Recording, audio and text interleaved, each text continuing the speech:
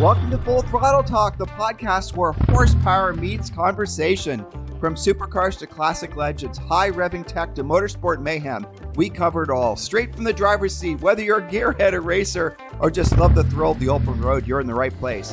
Buckle up, hit the gas, and let's go full throttle into today's episode. So here we are at Sunderworks meeting with Dave Van Epps, and we are on the Hillbilly Tour. This is Hillbilly Car Tour. This is stop number 3, and this is our 72 actually, 911, and this is an RSR. And I'm gonna just walk around a little bit. So the hood's alloy, the bumpers are alloy, the back tail's alloy, which in itself is pretty weird. And so this car was originally built by John Gunderson, who is famous for having. Frankly, he restores Dinos. That's where he's, most known for. But he does a handful of these cars as well. And is that how you found him? Was through the Ferrari? Did you find him through Ferrari? No, I found him through the gal that was selling the car for him in California. Okay. Oh, is it already? No. So the motor is built by Jay Lee, and you guys might know who he is because he originally built motors for Singer. And when Singer was badging their motors as, what was the British company? Oh gosh, wasn't it Pink? No. Pink. I can't remember. Yeah. Anyway, so yes, this was built by Jay Lee, and it's pretty much got all the doodads on it you could possibly imagine. He's got dyno sheets for it for 380 horsepower. Oh, I was going to tell you this. He told me there's a cap on the exhaust someplace that if you take it off, it'll actually make 380 horsepower, but he says it gets excruciatingly loud. I bet. It does get excruciatingly loud, right? So there's a lot of other fun things on this car too. Have you driven this one? I only not aggressively. I'm not. Nor would I in a client car, of course. When this car is warmed up, the motor and the transmission and the overall suspension experience is like nothing I've ever experienced on these older cars because it's set up so well. Yep. But just like the brakes, the 917 brakes, and all the little bits and bobs on this are just really magnificent. So moving on, here's the projects that Dave's going to be helping us with. And if you guys are thinking about finding a really top-notch Porsche shop anywhere in the country, this is where you want to send them. So starting with the interior was done well, but Dave's going to help us take it to the next level. We're going to put matte pockets on it. We're going to get rid of the RS door pulls. We're going to do some sort of reupholstery in the back of the car too, to sort of make it look more complete. Got a package tray back here. Take the carpet out. We'll match this. This is a spiny back leather. That's the folks that make this leather. So we've matched it earlier, and so now we know the right color to order. And we'll do a leather here, match it with some, slight little design that will tie in here. We'll pick up some of the same colors on the stitch colors and whatnot. And probably going to just do cushions. We won't do seat backs because they're just kind of bulky and get in the way. But we'll do cushions that will be right for the car, and they'll just glue in here. And the only thing I guess we're debating, but maybe not, is maybe taking this back to the panels and wrap these panels in leather too versus leaving them in carpet. I do think it would look more cohesive, don't you? Yeah, I do. I do too. And we just make sure that the roll cage doesn't provide any challenge, but I don't think it is. It looks like it's a bolt-in roll cage, so that should be good. Yeah, it's just not even a cage, it's just a bar. Yeah, that should be easy. Good to keep you safe. So. Yeah, definitely. Or, of course, a lot of people debate whether putting these in without wearing a helmet's a smart idea, but that's how it came. Yeah. And so this is only part of his shop, and this is really extraordinary. I had, frankly, no idea how comprehensive this was, but this is, what you see. And the upholstery guys are over here. And look at this car. Dave and I were just walking on this one. This is go ahead, you can. This one's a 78 SC. Client brought us this car in this color. This is its original color, so it's a light green metallic car. That's the description. I wish I had a better name, but great color on this car in this era. We did a color change on it. Come take a look here. The carpeting, we went with a square weave brown, and we obviously picked up all the touches of the binding are done, and the rest of this is a cork. Oh, I didn't see that before. Yeah. That's beautiful. Yeah, the cork leather, then we got to finish this, but we've taken the tartan that we did, where I found this particular green tartan with the purple inserts here, and picks up those killer colors that all work beautifully together, and we're picking that up across the entire front of that dash there as well, and then we'll have a radio that goes in there, and this car is pretty close to being done. Having done a lot of restorations, I want to point some things out for folks that are thinking about how to value what their body or their upholstery guy is. And this seems like basic things, but when you look at the stitches, when they're like, now you're nervous as I'm pointing out, but it's perfect. How good. Look, they better be good. Yeah, no, but it's perfect. And the dash is obviously leather. Here's a little interesting on this too. These were not sport seats. Oh, really? So we've created this. This was a standard tombstone seat, but we've now welded new bars into the sides and the bottom bolsters, and we've kind of created a hybrid between the standard seat. So this is one of the knob seats, kind of the middle generation seats, but this has now got the deeper bolsters of the later seats with kind of the side bolsters, separate cushion that would have come on the earlier seats as well. But I think they look outstanding in the car and look like a natural. They do look beautiful. And these they're not as obtrusive as the turbo panels would be, which most people will appreciate getting in and out. Yep. Still, it's the best looking car you have here. Without a doubt. And here's something also really surprised me. They've got this absolutely gorgeous 356, and he was telling me that the owner, this is the original owner, is restoring this for his 80th birthday. Correct. That's like the best story ever. His wife and he have been. His health is somewhat failing, and that's what we understand. And of course, it's making us scramble to get this car done. And we've had the car for probably a year and a half now, but it came to us as a completely bare, rusty shell. And there's still a lot of parts on this car that aren't here. So we've had to figure out what's here and what isn't in order to get additional stuff. But we did a full rust repair on this, front nose, hands, full paint and body on it. Interior's going in it now. Somebody else had done the motor, so that's why we're able to kind of get this one done on a bit of a budget, so to speak. But this is going to be a great little car for him, and we're hoping by the end of August that we can deliver the car to he and his wife. So one of the things, again, if you're just starting the restoration process, it's really hard to understand the difference between what I was telling you guys on the upholstery, just little details like that. But if you, for example, don't have a guy that knows how to do the upholstery correctly, and then you have somebody that says, for example, they make the top of the panels look really nice and smooth, but they don't wet sand and polish, or maybe they just don't have a booth to when they're painting the car. You see a bunch of orange peel or a bunch of fish eyes. They even still call it fish eyes. Yeah, they do. Of course, yeah. Well, so all those types of things really add up. And then when you get into the other work that they're doing, as far as, if you guys haven't figured it out yet, I'm really impressed with Sunderworks. I was using you guys just off your reputation online. I didn't realize your shop was this amazing. But yeah, you can get into all, and this is a complete color change too. So you guys just took this down to its carcass. Yeah. It's beautiful.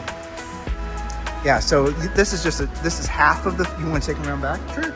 Well, we got time. Well, I can cut this thing in a million. Yeah. And this one was a complete, no, this wasn't the white one that you were just showing me. This is that one's upside down. There's magenta. Yeah. I don't normally like that color, but damn, that looks really awesome. We're the black touches and stuff, and then we're going to do, it's going to have black seats with white and black Pacha Oh, inserts. wow. So the checkered flag sort of inserts we're going to do for the seats on this, it's going to be outstanding. It's going to really be a top of the car. And this car is being built for one of my employees who has been saving every nickel that he's got to put into doing this car. So it's really great that he can get into this, and everybody that kind of works here would love to have their own 911. I'm going to mention that too. A lot of the guys that are working in the shop, he's definitely got some gray beards in here, but this is only part of his shop, are younger guys. And these are younger guys that are doing, like he's supposedly got some Rain Man level guy over there doing work on the 911s. Oh, yeah. And it's really extraordinary to see this generation, I assume most of these guys are in their 20s that are doing this work. It's very encouraging. Yeah, well, and that's what I find is that if I can have one or two key guys, right, that are sorry about the wind. Oh, that's okay. Yeah, the one or two guys that are really the linchpins, the guys that really have the experience. Then you find guys with basic mechanical knowledge. Dave. The blue 911. It's reminding me of one of our podcasts. We were talking about to wing or not to wing. Yeah, there you go. There you go. Well, we'll be talking about that next weekend. I know that is next Wednesday. It's a topic. Yeah. I think on this one, not to wing. Yeah, this is a not to wing. I don't like any wing like this on a Targa at all. But these are cars for sale. Some of these are customers' cars that are just left out here during the day, coming in and out of the shop. This blue 911, that's beautiful. It's a 912. 912. Yep. This car, we're finishing up for a client, full interior on that one that we did, and that's kind of a wide body tribute. It's now turbo motor, it's in it, but it's a good looking car. we didn't build the entire car. We just kind of been refining it and doing a little bit of upholstery and stuff. That's the thing about these cars is they're like old houses. Once you start on them, you can't stop. So open the can of worms. Yeah, well, you know, the nice thing about 911s is if you have a nice car to start with, that, well, hell, even if you completely restore one, you can end up on the right side of the ledger on that versus spending the same money on a new car where you're going to lose your butt. Great little 912 here. I told you about this one. This one's probably one of the more expensive 912s in the country. We built this thing, soup to nuts, great little motor in it, hot rod. That's going back to Colorado. Is where Tell us about this 964. I don't know a lot about the base car. The client is a friend who's a rally guy, and he shipped the car up from Savannah, Georgia, and we're going to do some interior work for him on it. I think we're going to redo the inserts on these seats. This is a beautiful car. It's a very nice car. Oh, I hope you don't. What are you doing with that seats? Those seats look amazing, don't they? I think we're doing something on the seats on this one. I gotta take a look. Oh, I hope you don't. That looks so cool. I'm gonna remember what we're doing on this. Yeah, but really nicely done. Everything's really nicely done. Some of this stuff. This is fun. Yeah. I wonder if he's. Edit that one. That's great. Yeah. Oh, this is kind of part of the whole. You know, once you start doing the rallies, you gotta have your sticker game. It's gotta be strong. You gotta have a strong sticker game. I'll have to remember that. Car over here, the black Oh yeah, let's go. Let's go. Well, so this is again, these are part of. Now I'm going to point this out. The blue storage containers, they're like little mini garages. Yeah. Those are all full of Porsches. Yeah. Some of them are Dave's, some of them are customer cars. But when you send your car here, you know, when it's not being taken care of. It's being exactly. We will put it in someplace. Oh, you had a new air conditioning product that you were telling me about. So. Yeah, we can come take a look at that. This is my personal rally car. This is a 1980 911 SC that has been kind of hot rodded up and running my killer Bahamas, my government Bahamas license plate here in North Carolina. How's that work? I got the regular plate inside. Okay. They don't hassle me too much, right? But this is, I don't think I've washed this car since the last rally, but it's got a cool set of vintage Recaros that are in it. I'll come around to you. Yeah. But it's got a cool set of vintage Recaros. The driver's seat has a bit more adjustment to it, so this would be more akin to kind of an Expert M currently, but these are out of the 90s. But it's got this VW GTI fabric inserts, door cards with these little, we make this door handle, so it's kind of like a 356 looking door very handle, nice. but we add that as opposed to just a plain RSR style. So I like this better than the standard, but it's kind of similar to yours, and so this would be kind of similar to the way this would look as right. well. Right? So you can see how the carpet's on the bottom, same color carpet almost as you have. Yeah, just basically like a 60s or 70s 911. Yeah, that's fine. That'll work. Yep, so if you are considering doing a full restoration on your 911, do you mind if I talk prices? No, go ahead. So depending on the car, obviously, but from soup to nuts, I'll just say this. He's probably, and I'm not exaggerating, 50% less than what it'll cost on the West Coast. Obviously, depending on the car and the amount of metal work and all that good stuff. And his, again, depending on the car, he's able to get these cars completely restored in, you know, a couple of years, maybe a year and a half. This is a funny car. Yep. So this one, go ahead, this is your customer's car. I'll tell the story. This guy came to us. He owned this car for 12 years. It's a 1988 911 Targa. It's a turbo, I shouldn't say. It's a 930 turbo Targa slant nose. So M5, I think it's 505. I'm hoping I've got the designation right for the order. Only 31 of them ever imported into the U.S. But it is a factory done slant nose Targa. When the guy bought the car 12 years ago, somebody had cut the top off and turned it into a cab because the car had an accident at the back end, and back in those days when the cars weren't worth anything, they cut it up and made it into a convertible, which was the hotness back then, right? The guy calls me and says, hey, I've got this killer car and it's super rare, it's worth $500,000 if it hadn't been in an accident, can you turn it back into a Targa? So yes, they shipped us the car, we found all the parts, scrap yards, all that kind of stuff, and restored the car to being a Targa. It's going out soon for dry ice blasting underneath to really bring the car back to a really pristine condition. We'll polish it up, and then the gentleman wants to sell it. So for somebody that's looking for a real value on a high, rare, or I should say what would normally be a high dollar collector car, this will be a really affordable way to get into a car, super rare like this. And this one I was looking at inside. They just pulled it out. This is a customer's car, and I have to say, this is just magnificent. It just is. And this is a 78 Targa. So it's an SC, full engine restoration, full kind of strip paint to bare metal. The paint is just, oh my gosh, it's just insane. Straight Grand Prix white, but it looks great. A lot of depth to the paint. It's got 17-inch wheels and tires on it as opposed to the standard 16s. It gives it a little bit more aggressive stance. And one of the points I was talking to you about earlier, Tim, started doing some of these Targa tops and restoring them using convertible top material versus the vinyl like is on that car. Now, I can't do it on that car because that one is obviously being restored to original. But for a guy that's looking for a bit of a OEM plus, this just looks so much better. This is the way Singer's doing it as well. Yeah, for sure. Their Targa tops. Well, so on the new Italian cars, and I'm sure they're getting it from, you know, some source, look at the top weave that they're offering on the new Romas and the Spiders, and it's beautiful. Yeah. And so that, you know, it's essentially a cloth like this, but then there's little interwoven color that oftentimes really, you know, matches. It's beautiful, But the interior on this is just spectacular. This whole car, who wouldn't be proud to own this thing? I mean, congratulations to whoever the owner is that's receiving this car. Yes. You are about to be massively spoiled. And hats off for going with the white interior. This was what the car had, a white interior to start. I love white interiors personally. Interior, And so the original seats came out, and we found these vintage LXB seats over in Malaysia, and brought them in and recovered them for the client. Beautiful, beautiful car. So this was a U.S. car or a Euro car? That was a U.S. car. And so he put the Euro washers on it. Yeah, very nice. Well, it had those actually. I'm not sure if those were optioned that way, but in '78. Maybe. I think those were optioned, something, but obviously we've upgraded the headlights as well to an LED projector. You're not a big fan of those, are you? The LEDs? It depends on the one. Like that one I don't mind because I don't like them when they look just like a big eyeball. Yeah. I prefer the fluted. Like this is very nice. I mean, I do like, and forgive me for not knowing, I'd plug the vendor for this, I should know.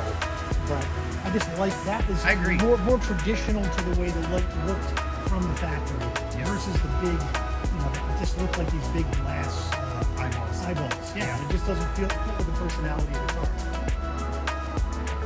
So if you guys listen to Full Throttle Talk, we're all fans of 944s and any of the transaxle cars, and all afraid of them too. Most of the 928s, we love them. We love them and we're fearful of them. Well, let's go look at this one car, this last car here. This is our body shop. Yep. A little dirtier in here. This is the car that I mentioned earlier. I'm not going to unwrap it. Yeah. It's just too tight to unwrap. I'll try to keep it clean. Sorry about the fan noise again. I'm going to go back here. Probably the most expensive car that we have built to date, right? So this is, by the time this is all said and done, this car will probably be in the high fours when we're done. But if I was able to pull all that off, you would see that it's got a carbon fiber roof. It's exposed carbon fiber. Probably see it underneath there. Yeah. There you go. Yeah. The paint line's great. The finish of this, we made this. We made our own mold for this. Wow. We bought another top from a company, and then we drew our own mold off of this to make this fiberglass.